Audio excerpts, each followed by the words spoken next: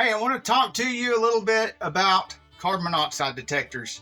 And I want to tell you a story of why I ended up doing all this research on carbon monoxide detectors and finding out that the myths that I held about carbon monoxide detectors are myths. It's just wrong.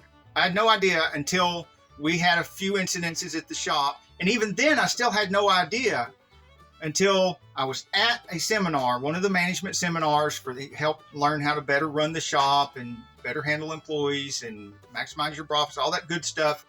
And this was back before there was a YouTube, and we're paying for these weekend long seminars. And one of the things they mentioned was carbon monoxide poisoning. And when they were talking about the symptoms of carbon monoxide poisoning and why you should have stuff like this in your shop, I realized we had already had a problem with carbon monoxide multiple times. Picture, if you will, we're all sitting down at lunch. We got 12 bays of cars we're working on.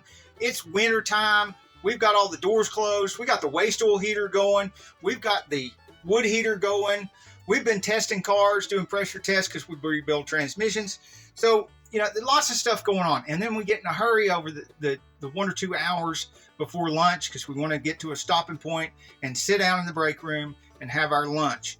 And then during lunch, everybody starts getting a little giddy and euphoric because we're not smoking anything. We're not drinking anything. So we're not tipsy from having drinks or anything. Certain things are funny that shouldn't be funny. And you know the deal. Well, that's symptoms of carbon monoxide exposure. And we just didn't know it. So what they suggested at the seminars and stuff is that we put up stuff like this, the stuff that's required for you to have in your home. If you look in the back of here, it says UL listed. And that's the type of carbon monoxide detectors that are required by code to be put in homes for people to live in so that they don't die from carbon monoxide poisoning.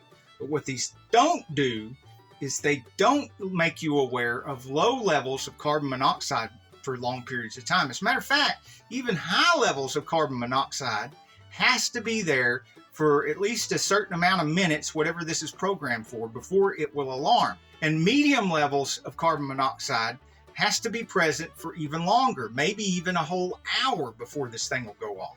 That's where something like this comes in. Now, this is the GZAIR carbon monoxide detector, and it's portable, and it's got a certain amount waterproof. It's got a shockproof rubber coating on it so that you can carry this thing around with you. It does a couple things that this doesn't do, things that I thought this did, but it doesn't. And the most important thing is it allows you to know when you've got lower levels of carbon monoxide for long periods of time, because it will show you on the screen how much parts per million of carbon monoxide there is, whether it's a dangerous level or not. And then at 50 parts per million, it'll start sounding an alarm. Not nearly as obnoxious an alarm as it does at 100 parts per million, and not nearly as obnoxious an alarm as this does at like 200 parts per million. But you don't have to wait for a few minutes of 50 parts per million or an hour of 50 parts per million for this to start going off.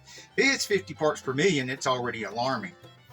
And that's way lower than what this tells you. So if you're getting those kind of symptoms that you would get, like headaches or queasy stomach during the day from low levels of exposure of carbon monoxide over a long period of time, and you think it's something else, but you had no idea it was carbon monoxide, this could help you figure that out. Or this pretty much just protects you against being dead. If you've got so much carbon monoxide, it's going to kill you. And anything less than that, you're not even going to know. This can help you avoid all those weird symptoms of the longer term exposure and saying stupid stuff and laughing at jokes that aren't funny and any of these other symptoms that you see on the screen right here. Now, another feature that it has that I like is, let's say you turn this on at the beginning of your workday and you carry it around with you during work, and later that day you realize you haven't looked at it all day. You can press this memory and you can see what was the highest parts per million of carbon monoxide during that day. And you can kind of start getting an idea of what your exposure is during the day. And I'm telling you, the kind of stuff that I do with these old cars and modifying and resurrecting older vehicles and messing with the motorcycles and stuff, just running a motorcycle in here for like 30 minutes it gets up to like 150 parts per million if the doors are closed. I didn't know that until I used one of these. So if you do any of the stuff that I do, which I do not recommend, because you shouldn't do anything I do in these videos, and you shouldn't do anything I even talk about in these videos. I don't want you to end up burnt, bruised, and bleeding like me all the time. But you might be into the van life. You might be doing the camping thing, all that kind of stuff where you're using a camping stove and that kind of stuff, or you're using some kind of heat source in your tent, or you're using some kind of heat source or cooking appliance in your van. You can very quickly build up some carbon monoxide there. Even in your home when you're cooking and stuff, you can build up carbon monoxide that you're never going to know about with one of these. Not that you shouldn't have one of these. This is just a whole different thing.